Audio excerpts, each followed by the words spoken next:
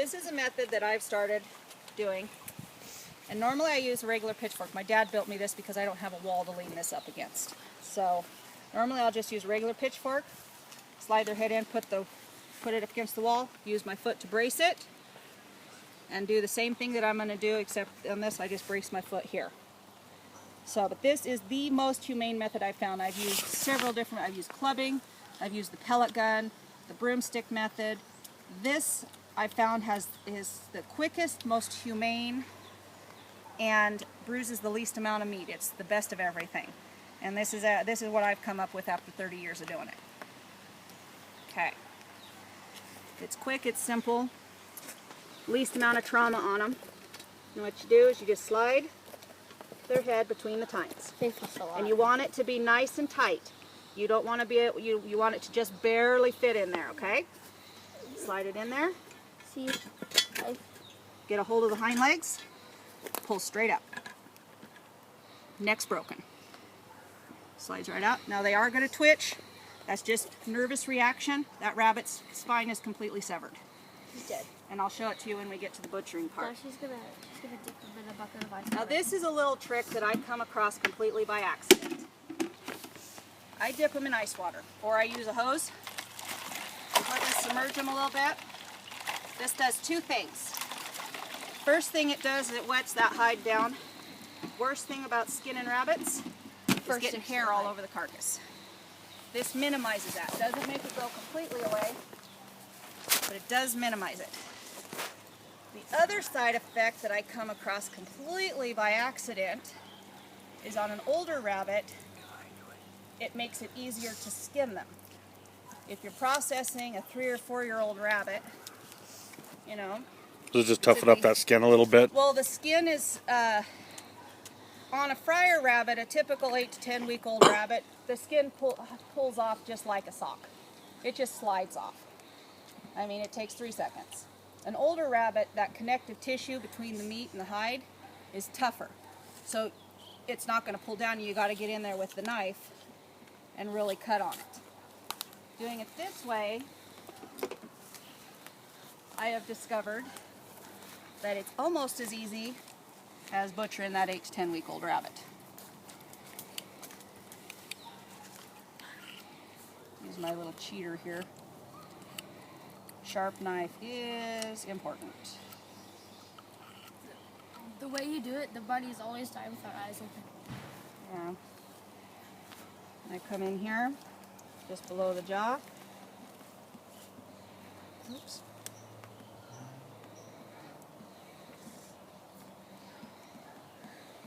And just slit their throat so they can kind of bleed out.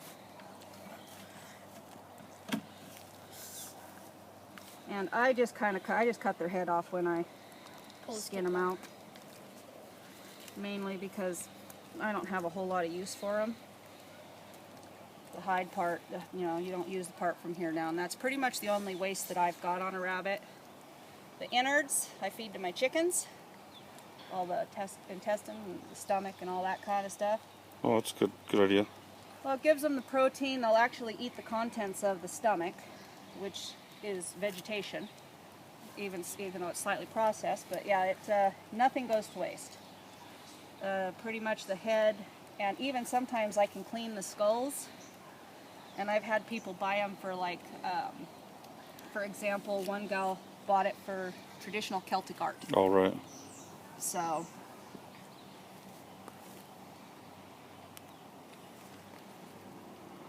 there's pretty much a use for it. And I've known people who skin the head and use it for soup and stuff like that. I'm just not quite that hardcore. That's a lot of work for not a whole lot of reward.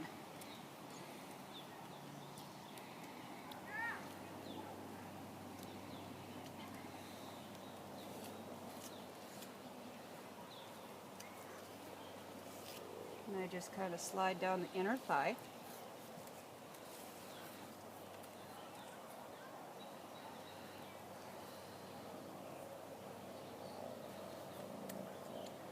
This, I found, is about the hardest part of doing the rabbit, unless you're skinning the head.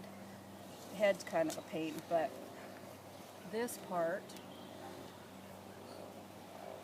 is just getting it if you're not careful about that connective tissue, I could pull out your muscle. yeah, it can kind of disconnect that muscle right there where it's sliced a little bit. See, it should just slide right down.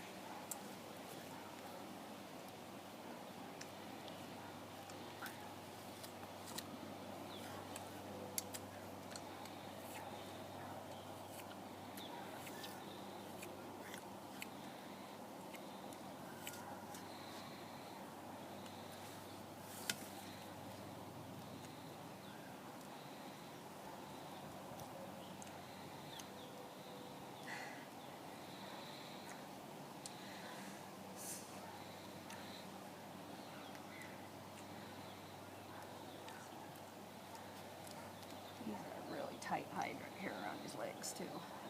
It's hard to get that knife sliced down in there without cutting the meat. The muscles getting pulled down. And I generally just kind of go down just below the genitals.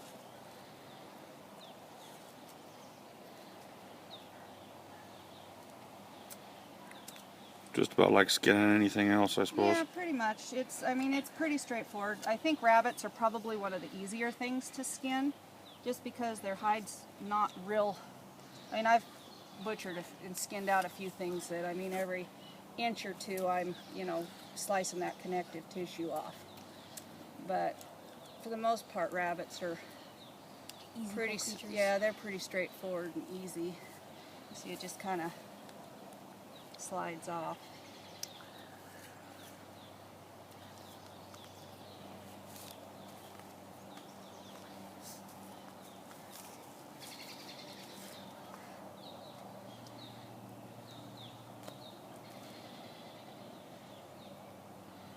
See how it looks like a poodle? Kind of getting into his testicles there a little bit. The males are sometimes a little harder to get through there just because there's a little bit more material. Generally speaking, I just cut the tail off just above the anus. Just cut it completely off. Yeah, it's just, sometimes it comes completely off, sometimes it stays connected to the hide. Just kind of, there's one running around camp here as a souvenir because it came out, it didn't go with the hide. Oh, Michelle, Yes, dear? can I feed this to my buddy since we're not butchering him right now? Yeah.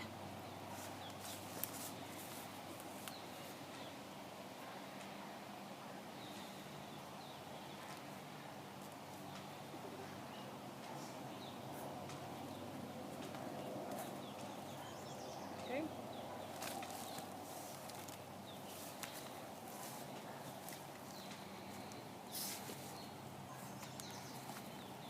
See, this one's a little bit older rabbit. a little tougher. He's a little bit tougher. Now,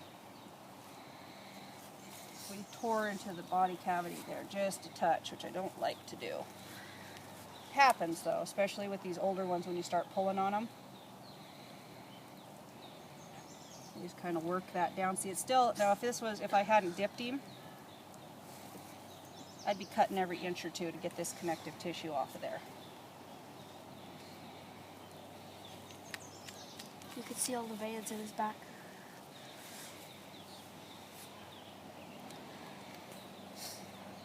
You guys want to see some of the fur?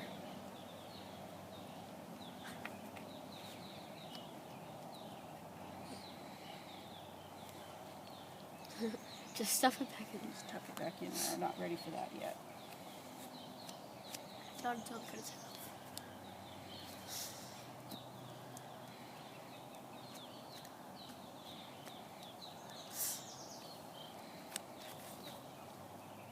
See, for the most part, it just kind of pulls off. I'm helping this one a little bit because we tore the belly fat a little bit open, and I don't want that to come. I don't want that To come bladder out farther. to rupture at me. That'd be gross. It happens. I mean, you can go through and do 100 of them that go just like clockwork, and then there'll be that one that just fights you every step of the way. Nothing goes right. You cut into the meat, the hide won't come off. So, but for the most part, it's pretty easy. I mean, normally I can do 4, 5, 6 rabbits in an hour, depending on what ones I'm doing. And that's if I'm taking my time and not really hustling.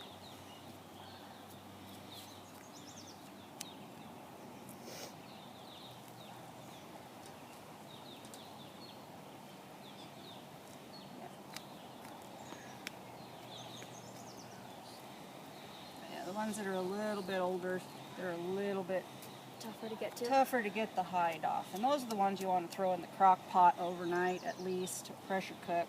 To get them softer.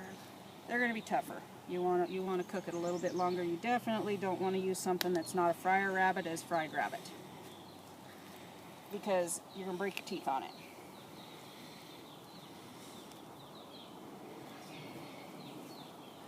So the claws basically just come right out. Well, they don't. Well, the skin just kind of comes right off, except for the head.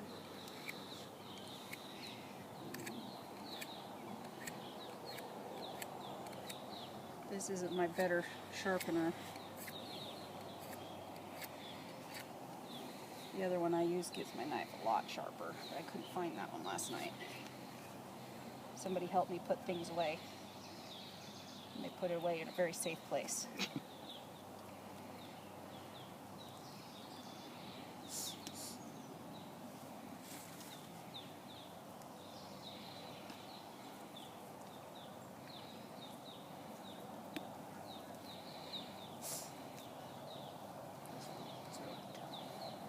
This one's over a year old. That's generally when you start getting into the connective tissue. But like I said, when you don't Now, if you didn't actually know how old the rabbit was, would you kind of be able to tell by the... by how it skins out? Yeah. Absolutely. The older it is, the harder it is to get the hide off. They're pretty attached to it. But aren't we all? Right. Yeah, it's pretty, I mean, I can usually tell by the overall appearance whether it's an older rabbit or a younger rabbit, and after you've raised them for a while, you can kind of get a feel for it. But after they get a year old, it's a little bit more difficult. But once you start skinning them, you're like, oh yeah, this rabbit was ancient, but okay. Now, it's hard to see because this one's a little thicker in the neck. If you want, I'll even let you feel it. But right in here, that neck is completely severed. It's just held on there by meat. Right. There's a good fingerful and a half of space between the vertebrae in there. That rabbit was completely dead before it ever come out of those forks. So now,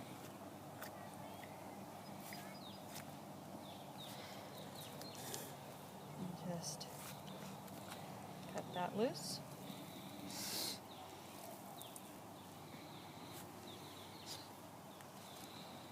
Take my handy dandy Harbor Freight specials.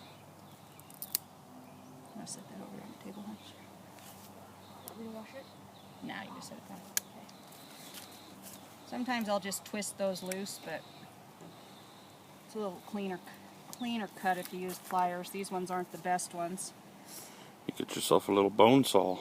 Yeah, I mean, for a rabbit, it's almost a waste of a Yeah, bone you're saw. right. You just need a little bit bigger nippers than what I've got. I've used chicken shears before. I mean, the bone's not real stout. It's just, I thought these were a little better nippers than they are when I grabbed them. Okay. Thank you. There's the hides off. Oh, there's a video knife in there. And normally, I cut here, get my fingers in there, and just slide that down. You can see right here, there's a line on the belly. Just trace that line down. Now this one, I'm going to have to do a slightly different just because I tore the belly flaps right there when I tried to pull that hide off. You just kind of slice down that line. It gives you a guide, but you want to kind of keep your fingers in there just to keep that intestines and stuff away, because you really don't want to rupture that. You don't want all that gunk on your meat. I mean, you can for the most part, you wash it off, but you're better off to just not have it there. Hey, Michelle. Tell me about the shoe that was full. we'll get another one later. Don't worry about it. Okay. Cut that off right there.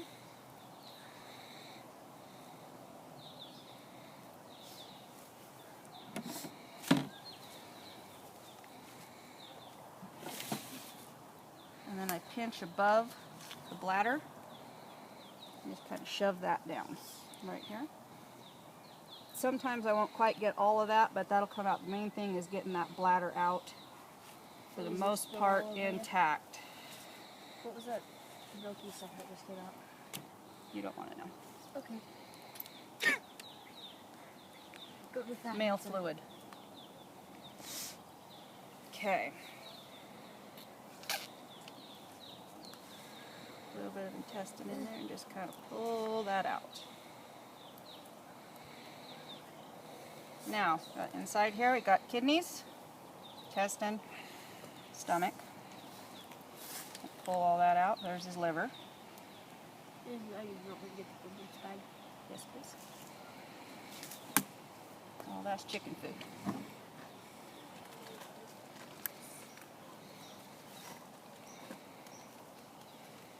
Now, on the liver, most important. Rabbits have a gallbladder. It's right there. You do not want that to spill on your meat. See the little line up there? Pull that off. If you have to take part of the liver, do it. You want that to come off intact. If you get that break in it and get that fluid all over your liver, throw it away. It is not going to be any good. Can't find it, just grab another one. Where's all of it going? It's probably just under the ice. Okay. Kidneys? Usually I just throw that in if I'm making soup, something like that. So I'd wait out there, there's the heart. You know, if I'm cooking it in the crock pot, I just throw all the giblets in with it. So just kind of reach in there and pull out his lungs. Food died. And there comes his trachea, sort of. There's the heart.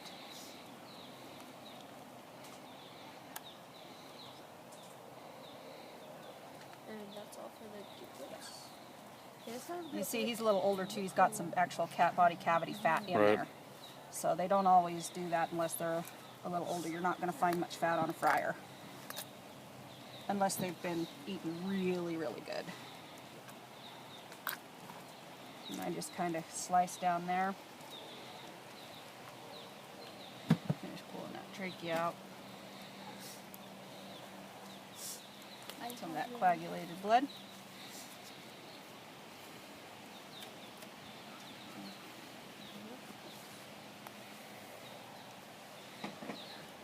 And there you got the carcass. And just nip it free. You sure don't want to eat a rabbit's foot?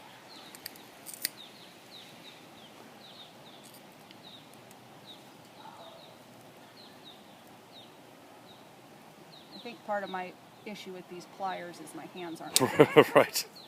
The bigger the hands, they're a little easier to manipulate. I'll put the lid on that.